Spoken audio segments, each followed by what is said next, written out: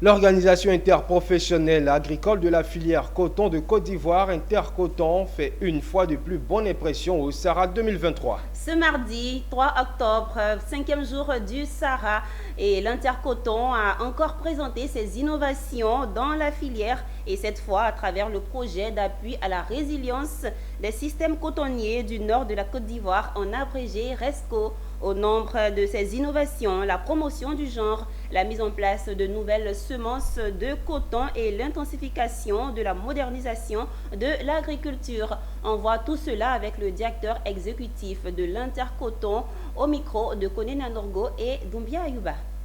Le Sahara, c'est le salon de l'agriculture en Côte d'Ivoire. Le salon de l'agriculture, c'est un partage d'expérience. Ça permet à la Côte d'Ivoire de vendre son expérience et aussi de bénéficier de l'expérience des autres pays. Et notre interprofession Intercoton est une structure sous tutelle du ministère de l'Agriculture qui a aussi ses activités, la culture du coton. Et l'interprofession regorge toute la chaîne de valeur des acteurs de la filière cotonnière de Côte d'Ivoire. Venir au salon de l'agriculture, c'est pour nous Intercoton de montrer le savoir-faire de l'interprofession, les quelques innovations que nous essayons de mettre en place et surtout de bénéficier de l'expérience des autres acteurs agricoles de la Côte d'Ivoire, des pays environnants et aussi des pays qui sont venus de l'Occident, de l'Asie, un peu partout des États-Unis, de l'Amérique. Le projet RESCO, c'est un projet qui a été mis en place par l'interprofession. Son RESCO, ça veut dire le projet de résilience des systèmes cotonniers du nord de la Côte d'Ivoire. C'est un projet qui est mis en place pour aider les acteurs de la filière cotonnière de Côte d'Ivoire à faire face aux effets néfastes du changement climatique. Nous assistons dans la filière cotonnière à des changements de comportement tant au niveau agronomique qu'au niveau, du calendrier culturel.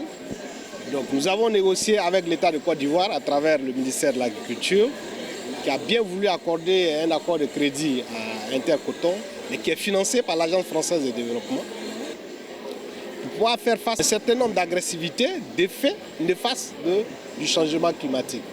Donc, certaines thématiques sont abordées. Quand nous prenons le cadre de la recherche, pour nous, il faut essayer d'orienter la recherche sur les nouvelles difficultés que croise la filière cotonnière. Nous avons entre autres la question de la semence, parce que nous avions une semence aujourd'hui qui n'est pas tolérante à la sécheresse. Nous assistons à de fortes poches de sécheresse et les graines semées pourrissent avant la prochaine pluie. Pour nous, c'est de trouver des semences la graine peut durer dans le sol et à la prochaine pluie, elle peut toujours être encore en bon état et germer. Je voudrais encourager tous les acteurs de la filière cotonnière à adhérer au RESCO. Les activités du RESCO vont changer la couleur, les couleurs du coton ivoirien. Nous allons amorcer un certain nombre d'innovations.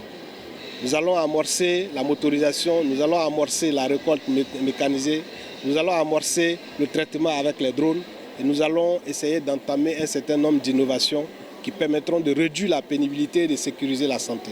Et voilà, c'est tout pour cette page dédiée au Salon de l'agriculture et des ressources animales.